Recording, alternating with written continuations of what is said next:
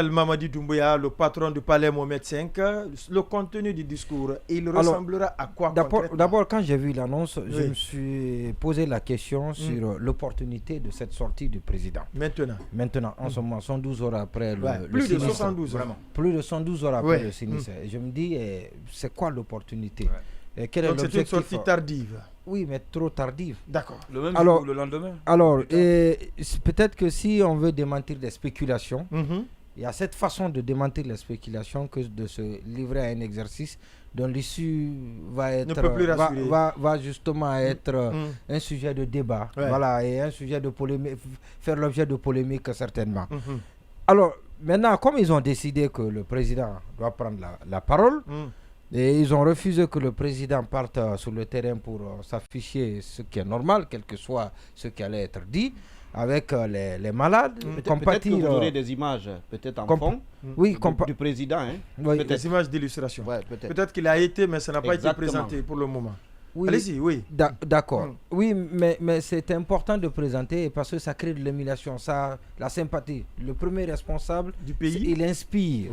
Et ce qu'il fait, il rassure. Justement, il inspire, il rassure. Ce qui est fait, surtout dans le cadre humanitaire, ne doit pas être gardé au secret. Pas du tout. Donc, il n'y a pas de moment opportun pour diffuser ces actions. C'est plutôt instantanément. Ça devait être fait pour amener les autres à faire de même et les encourager.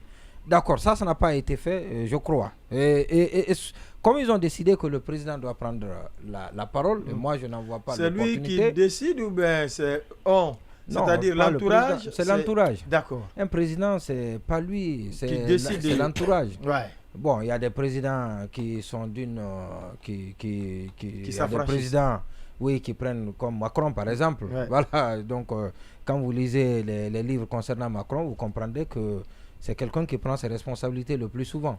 Et quel que soit, il assume. Il assume en tout cas ce qui advient.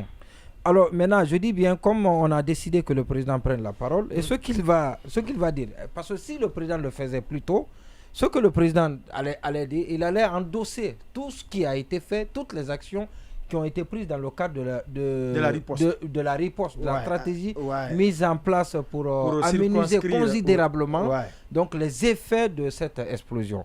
C'est-à-dire que le président pouvait, dans les premiers jours, les premières heures qui ont suivi l'explosion, s'il avait pris la parole, le président allait dire: j'ai ordonné la mise en place du comité de crise sous mon autorité.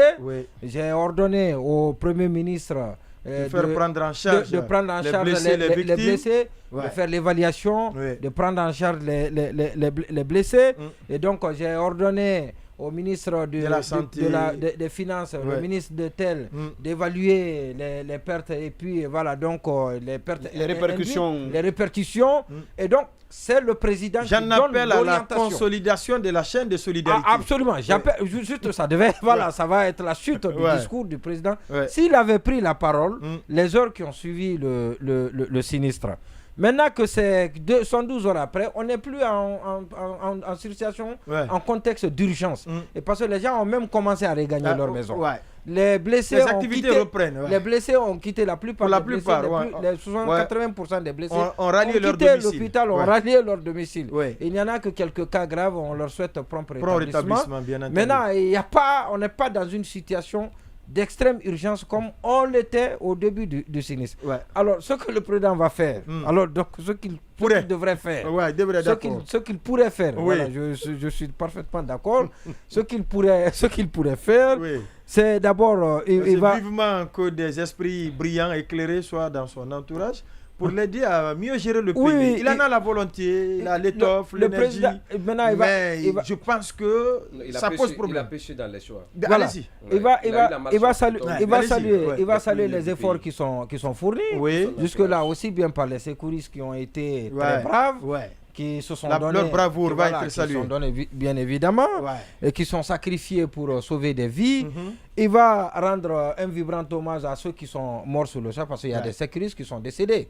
Et donc, annoncer les élever au grade d'officier, et ça doit être annoncé. En principe, ça doit être annoncé dans le discours du président aujourd'hui.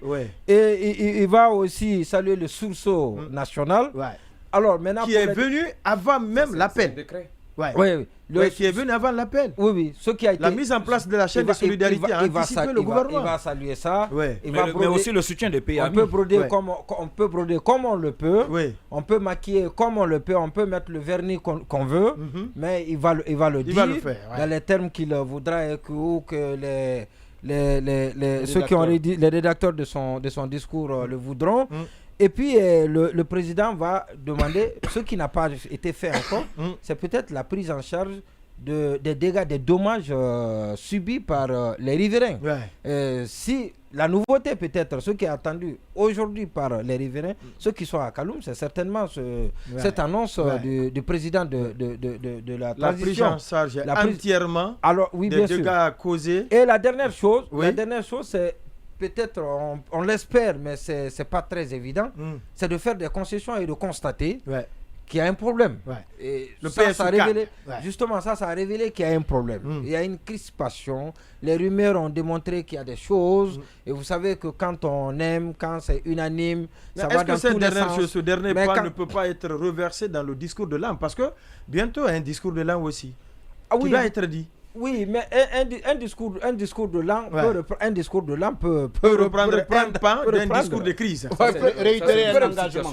Voilà, ça c'est le discours le plus important. Le plus attendu. Le plus attendu de l'année. Sinon, je dirais d'ailleurs depuis depuis quelque temps. Voilà, justement. Alors, si je dis bien que c'est l'espoir que je fonde en ce discours, mais je crois que ça ne sera pas possible et ça ne va pas arriver. Mais s'il le fait aussi, ça peut être une très bonne chose et ça peut être salué. En tout cas, on est en train d'aider à d'éclairer ceux qui vont écrire ce discours. On est en train de faire des ébauches, des pistes.